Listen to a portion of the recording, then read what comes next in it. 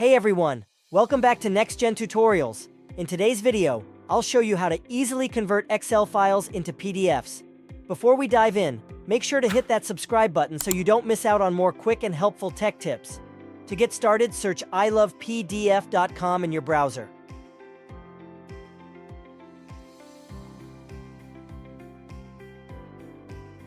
Once the site loads, select the Excel to PDF option.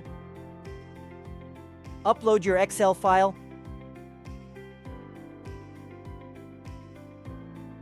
And click Convert to PDF.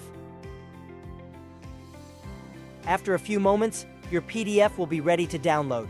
And voila! Your Excel file is now a PDF. I hope you found this tutorial helpful. Don't forget to like, share, and subscribe for more amazing tech tips from NextGen Tutorials. See you in the next video.